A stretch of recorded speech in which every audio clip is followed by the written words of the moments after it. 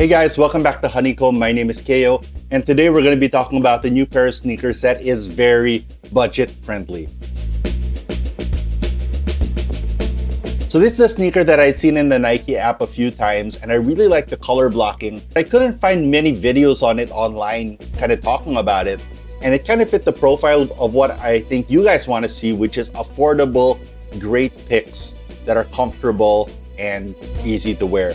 So I picked this up. I went to my local store and tried on a few pairs, but they didn't have the colorway that I liked. So we had to order this one, and it came in the mail a couple days ago, a little bit longer for the shipping this time, but it's okay because it came with another pair that I really wanted, which was my black cement 3s. If you guys want to see, this came out a while ago and I got this at a really great price. So if you guys still want to know about this shoe, let me know, because I'm going to be wearing these pretty aggressively. It smells so good. These are, of course, the black cement Jordan 3s. And so they came in the mail together, little pamphlet. And so it was okay for me to wait. Let me know if you want me to do a video on that one. But first, let's talk about this, because I feel like this is a video that is kind of needed out on YouTube. Let's open it up. This is the Nike Uplift SC in the black total orange colorway. All right, comes in a Nike sportswear box, by the way. So for those of you who want to know, is this good for running? It's probably okay for like small runs or just, you know, brisk walks, but I wouldn't use this for sports.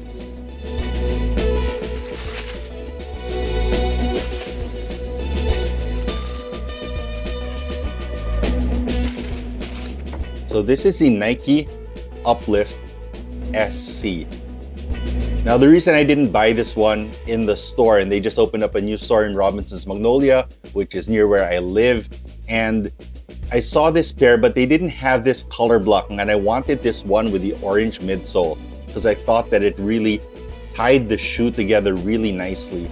Off the bat, pricing for this thing is really good. It's at around $70 or 3,500 pesos.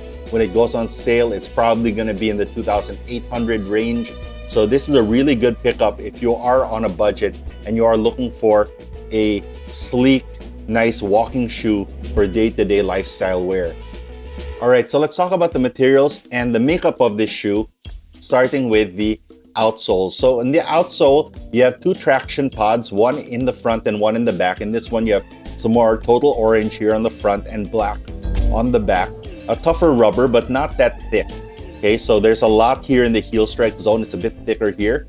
And then this kind of nubby traction pattern with a little bit of Nike grind, so recycled material mixed into there, is a little bit more shallow.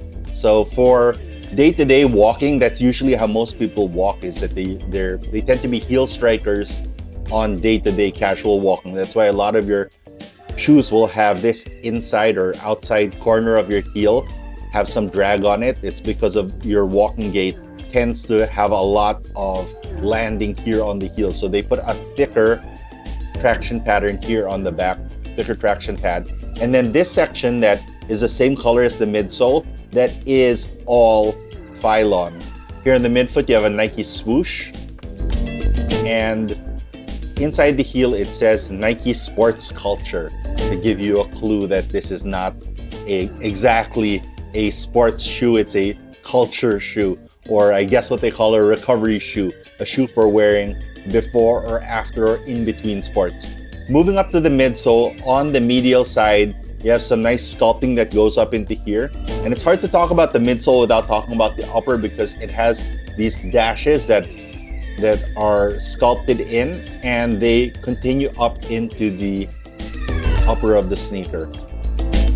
On the heel side, you have a Nike wordmark callout and a swoosh, which is kind of wrapping up from this outsole harder rubber. On the lateral side, you have the same dashes that run up into the upper of the shoe. It's a nice flow that goes towards the heel. And then this nice sculpting, which I think is kind of like the key character of this sneaker. And then finally here on the heel of the midsole, you see the callout of the technology, and it says Phylon cushion. So there you see Phylon. Now, this is kind of the thing that I think will kind of hold the sneaker back, is that it doesn't feature any high-tech cushion technology. It's not using React, React-X, ZoomX, etc.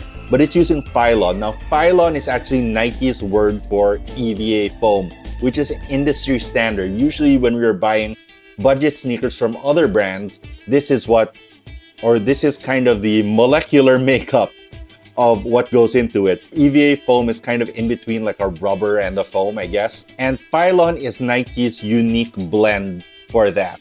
Now, is it the same as other brands? No. I think the easy way to think about it is that you could buy, say, grape juice from different brands and they'll taste different, right? Or maybe if we talk about apparel, you can buy jeans from different companies. It's all denim, but some is nicer than others and will perform differently. So that's Phylon. This is Nike's secret sauce. Usually when you see like a performance sneaker and they say there's dual density foam or there's a carrier foam, this is the carrier foam. So they have the ability to manipulate the bounciness, the cushion, the elasticity of an EVA foam or their Phylon. And so they've tuned it for this kind of walking shoe. Now moving up towards the upper, you have some pretty basic textile uppers. Pros and cons, one, it's not the most luxurious material, but in terms of a sporty look, it is very sporty. This material makes it very washable, meaning that you can probably pop the whole thing inside the washing machine if you need to. And then here on the heel counter, you do get a pretty sturdy heel counter, and it changes kind of to a leatherette material here in the heel. Now, I did mention earlier that the upper had these dashes on them, then a Nike swoosh in kind of a faux suede with some embroidery. Now, the thing I really like about this sneaker and why I picked this one is because I really love the color blocking on this with the total orange in the midsole and then the first panel of the upper, and then this kind of toe box into tongue section is in black, and it's kind of like a waffle mesh. So this one is very close to like the kind of mesh or the textile that you get on like, I don't know, like a Pegasus, like a runner. And then up here, you have a more open cell. Looks like it'll be a little bit more breathable. And you do get a nice little embroidered mini swoosh here on kind of where your pinky will kind of be the front of your toe. On the medial side, you have another Nike swoosh, but it's an outline embroidered in. Inside, what feels like it's glued in is an insole. This is not an ortholite insole. This is a padded foam, a little bit more rubbery, so this should add to a little bit more step in comfort. Of course, if you are picky about insoles like I am, then you might want to swap it out. My favorite insole in particular is the React insole that Converse Japan makes, so I buy those when I go to Japan. Inside, you see the Strobel board and no gusset on the tongue, so it'll be easy to slip your foot in and out of this thing. For the laces, you do get a nice set of cotton black laces, just one pair, of course. And then I forgot to mention that on the tongue, you do have the Nike logo with a swoosh, nice and small. So the tongue doesn't go up too high and kind of aligns here with the collar of the sneaker. Lacing goes through eyelets that are reinforced with some embroidery and stitching that goes all around the edge. And it is a standard lacing pair of sneakers. Now, one of the things I really love about the sneaker, super duper light. There's not much in there, so there's not much to weigh it down. Now, talking about recovery shoes and Phylon and why you would want a sneaker that didn't have a very high technology foam in it, like an EVA foam, by having a more stable footbed and a more stable foam, meaning a more dense foam and less soft marshmallowy, that means that the thing that you don't need on a day-to-day, you know, walking around, going to the office, hanging out, running to the store, going to the mall, you don't need a lot of cushion, because if it's too soft, the little, you know, ligaments and small muscles inside of your foot actually have to compensate for the amount of cushion if the cushion is too soft for the activity that you're doing. So it's kind of like a use the right tool for the right job kind of situation. So I've been wearing the Uplift now for about a week, and they do fit true to size, which is great. On foot, they look a little bit chunky, a little bit bigger. So if you do want to go down half a size for aesthetics, there is space for that. So what it does is it gives your foot the opportunity to recover by being able to rest all of those little muscles and ligaments that would need to be working harder if it was on a softer foam. So something to keep in mind and why you want a pair of shoes like this. I think they're spot on for comfort. Like, they are definitely a walking all day shoe. I'm really surprised by that. The Phylon is very cushy and supportive. They don't feel luxurious. That's probably a good way to say it. You're not using ReactX, you're not using ZoomX or anything like that. So you do need to consider that that's the case. But again, that firm ride goes a long way. And they've been able to do a lot just with kind of the sculpting of the shape of the midsole. And sculpting of EVA, I mean, that's basically On Running's entire business model, is the shape of the EVA. But because it doesn't have that number of lateral holds, you can expect it's gonna hold up probably a lot longer. Now in the stores, you'll see a lot of this sneaker that has the white outsole and midsole. I mean, they'll perform the same, but I think in terms of style, I like this one a bit better. And you can find a bunch of different colorways of this online. Some lavender, white, and black, if the total orange is not to your liking. But this is what I like. I have a lot of shoes, so I get to be able to have some more obnoxious colored ones or some more exciting colored ones, because I can always switch it up with another pair of shoes.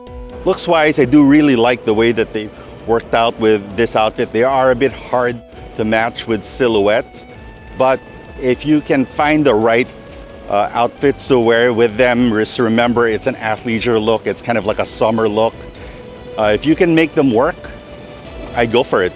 Sizing, it does fit true to size. Again, I went to the store and tried on a bunch of different sizing. Half a size down actually worked okay, but true to size allowed for enough space in the toe box for expansion. When you walk a lot, your feet tend to expand. So I think true to size is ideal. It is not a narrow shoe. That's why I could fit into the size 9. If you are going to work out in these, I wouldn't recommend it. I recommend that you have another pair of shoes to work out in, and then maybe have these for the other days when you're not doing sports, right? Or the other activities when you're not doing sports, before or after a round of golf. This would be really good, nice light pair of shoes to keep in the bag. All right, do you have any questions? Let me know in the comment section down below. My name is Keo. Thank you guys so much for watching. I wish you guys good luck, good health,